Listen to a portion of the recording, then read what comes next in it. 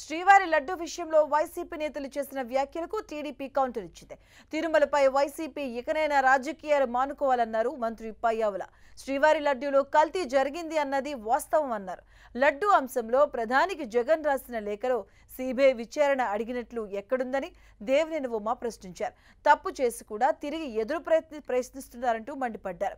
YCP నేతలు చేసిన తప్పును కూడా ఒప్పుగాను మార్చే ప్రయత్నం చేస్తున్నారని గుడివాడ ఎమ్మెల్యే వెనుగండ్ల రాము పేర్కొన్నారు. కల్తీ నెయ్యి వాడింది నిజం, దాన్ని ఉపయోగించింది నిజం, అపచారం జరిగింది నిజం. నీవు చెప్తున్న మాటలు అబద్ధం, నీవు అబద్ధం. రాష్ట్ర ప్రజానీకాన్ని ఇక రేపు నువ్వు చేయమంటున్న పూజలో అబద్ధమే. నేను చెప్పాను కదా, మీకు అదొక పొలిటికల్ ఈవెంట్.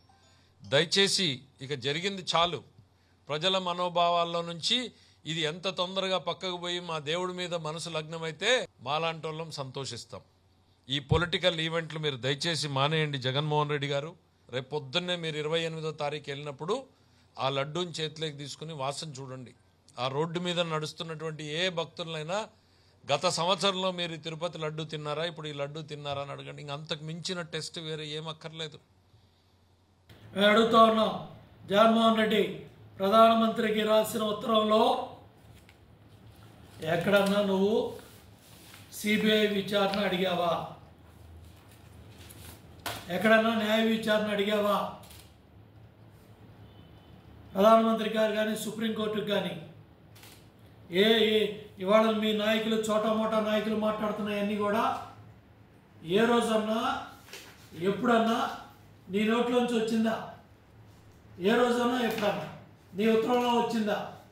ఇవాళ ఈ దొంగల మూట మాట్లాడే మాటలు ఎన్నో రోజులు ఉండే, అంటే అన్ని రోజులు కూడా ఉండి చాలా అద్భుతంగా ఉండేది తిరుపతి లడ్డు.